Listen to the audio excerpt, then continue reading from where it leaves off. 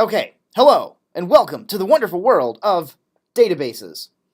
So far, we've written Java code that parses this PDF file, pulls out just the text, figures out when the row header starts, skips this preliminary information, turns all of this data into some Java classes, which we then write a little bit of relational database code as a string stuck inside some Java classes that then inserts into the database using JDBC, the Java Database Connector, which is a library. This idea of DBC, Java Database Connector, ODBC, is the Windows version for connecting to other types of databases from other languages like C and C++. We're able to get this data, we're able to write it into the database. Now, what does that look like? Well, funny you should ask. Here we go. Look at that. Now, you notice we added an extra column here for an auto-increment primary key. Other than that, we have a column for name, a column for honor. If we look at the structure, kind of as expected, name is a varchar, honor, we went with one of the int types, and our ID here, we also went with an int type. Now, we would like to be able to look at this information in a web application. So, here's what that's going to look like.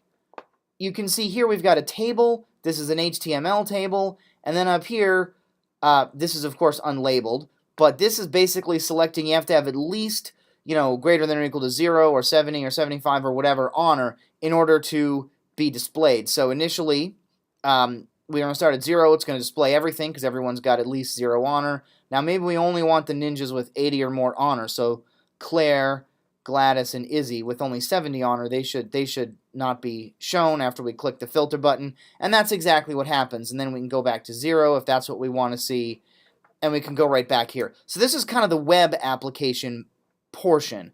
This is our searchable, filterable. This is very, very, very simple once again. What we'll be doing for projects is going to be more complicated, but just as a very simple example, this is what we're starting with to demo. So now we need to look at how is this happening? Well, obviously this is generating an HTML page, but if you look up here, notice this is not ninjas.html, it's ninjas.php. PHP is a web scripting language that allows you to have HTML and then have a special tag where all of a sudden you're going to stick some PHP code in there. What does that look like? Funny you should ask. Where's Sublime? Here we go.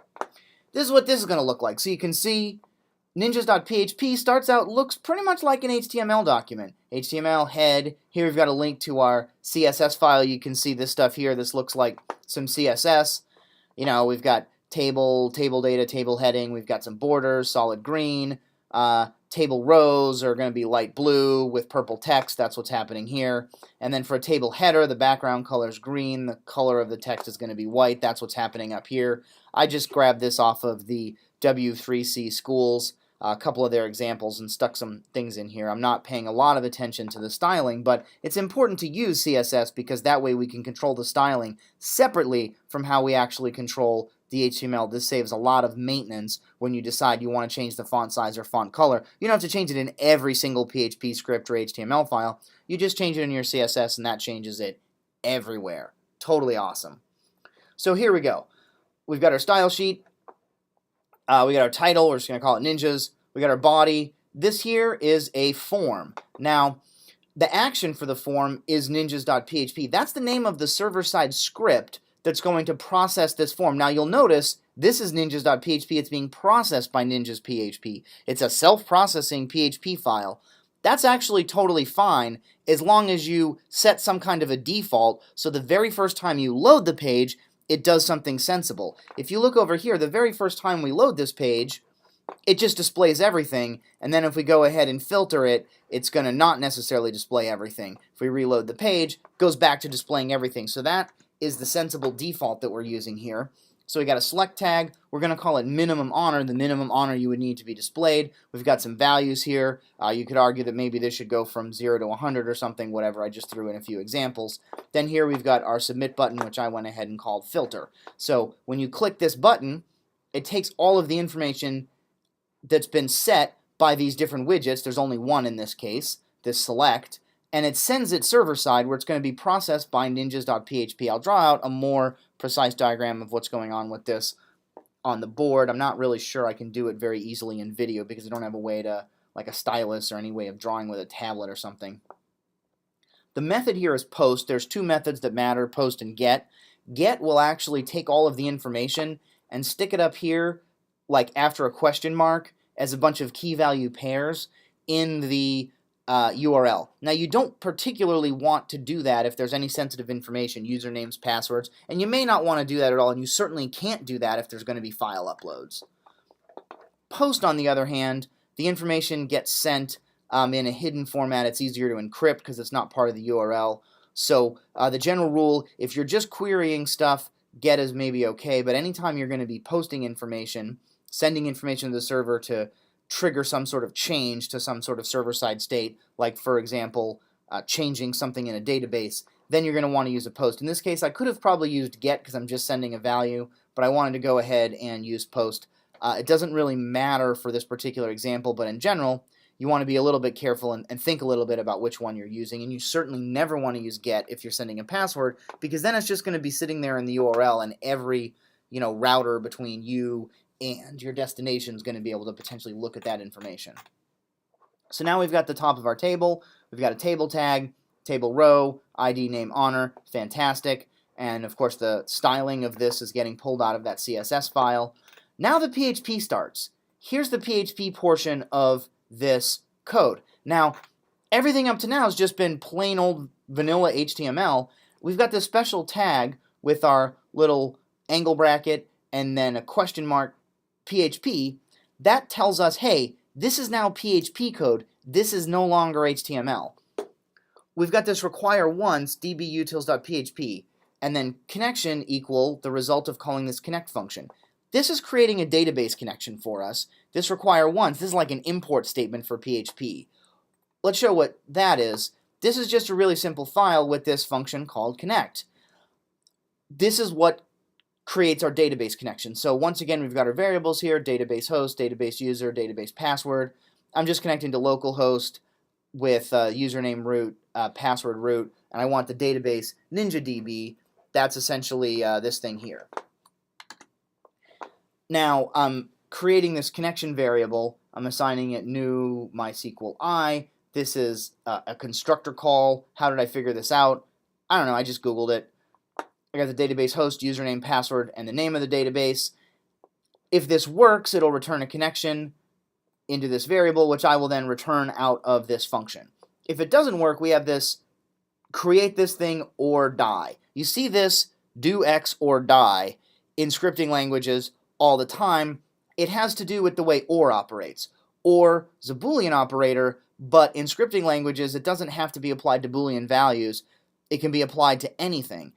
What'll happen is when we create a new one of these, if we get something back, well, that's not 0 or null, so therefore it's interpreted as true. Kind of like in C, there's not a unique true and false value. You just use 0 for false and anything that's not 0 for true. It's kind of the same thing in PHP. So if this returns anything valid, well, that means it worked. And so the OR will see, well, the first part's true, which means the whole part's true, so I don't really need to evaluate the second part, so it just ignores it. Now, if this doesn't work, meaning for some reason we can't connect this database connection, it's going to return null. Null is the same as false. What that means is we have to evaluate the second part, which will trigger this die. Die just tells it to crash.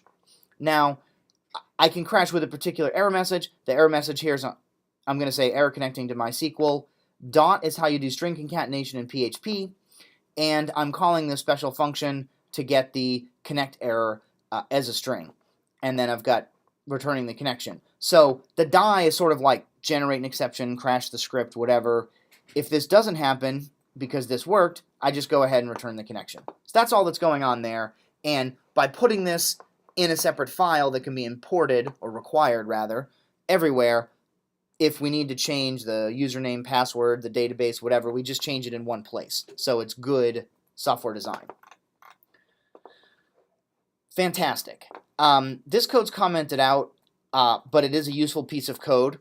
Now, I mentioned that this script has this form up here, which is going to be handled by NinjaPHP, which is in fact itself. And it's sending everything in as a post parameter.